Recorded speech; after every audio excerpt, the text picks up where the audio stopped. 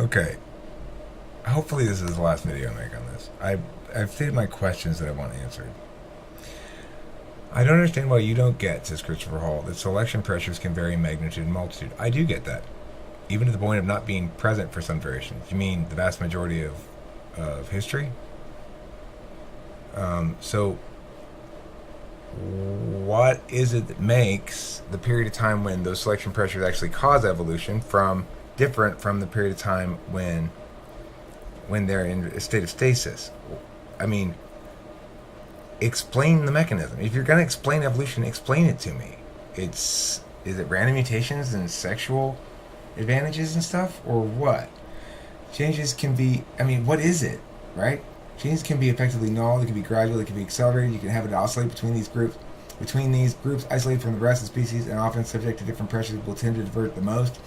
Okay, so how long does it take? These are questions I've been asking, right? That are meaningful questions. You say they can be accelerated. Okay, what's the fastest rate they can go?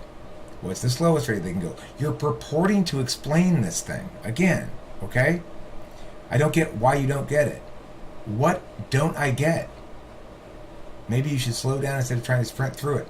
You don't have to be a creationist to expose bullshit, but at least you have to understand. This is the thing, Christopher Hall. You're being very disingenuous in this comment. I understand that's your claim, right? You're claiming that the mechanism by which evolutionary change occurs is variable and wide to an extremely wide degree, and it includes multiple factors into its mechanism, and they're genetic, right? And that the core engine of it is still random mutations, right? Okay, so give me some information then to help me test or validate that. In order to test or validate that, you say, I don't get it. Are you being intentionally dense here? In order to test or validate this notion that those are in fact the mechanisms that create the change, then give me something to test against. Make some predictions. Like, tell me how long is the fastest it can go to evolve from one species to another. Tell me what's the slowest it can take. What's the longest it can take? Or why? What makes it more slow or fast? You give me one example of what makes it more slow or fast. Groups isolation. Isolation accelerates it, right? Okay, so, remember, this is something that is up for question here. I'm trying to say, don't beg the question and assume that your mechanism is right. Just go ahead and answer the questions. Provide me something that can test it. We can test it, right? You are conflating what is effectively higher resolution and nuance from the evolutionary explanation with falsity because it contradicts lower resolution from hundreds of years ago. No, that's not what I'm doing at all. I'm not saying it has to be in coordination with what it was originally said to be. I'm pointing out that when theories do this sort of thing, that typically they fall into the line of geocentrism. Now, note that I'm answering your points directly, that I'm not getting it, okay? And note that I'm not being intellectually lazy. So you're engaging with stuff on such a shallow, cursory level that it's sort of pseudo-intellectual what you're doing, at least very intellectually lazy. Except I'm not. I'm answering everything you're saying here. And I'm asking very specific questions that we use to test any theory in science. No problem any other theory would have providing the sort of things I'm asking for, right? It's like when you are in a car and you're going somewhere, your speed will vary, the amount of traffic will vary, the weather will vary. You might get in a wreck and get paralyzed. You'll end up stopped, stasis at some points, like stop signs along the way. Does that mean it's false that you don't drive somewhere? No. But the thing is, I'm not claiming that things don't drive. I'm asking how they drive.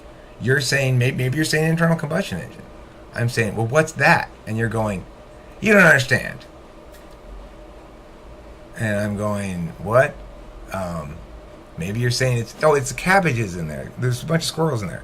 Well, how does that work? How does a bunch of squirrels make that go like that? Oh, it just does. It's complicated. It depends how. Sometimes there's a lot of squirrels. Sometimes there's little squirrels. Sometimes you have to isolate squirrels from each other. And okay, well, so give me some sort of mechanics of this. Give me some sort of equation that I can use, or some sort of predictive mechanism that I can test it. Like, how many squirrels is the minimum you need, and how many is maximum, and something. Just accept that it's squirrels, though, right?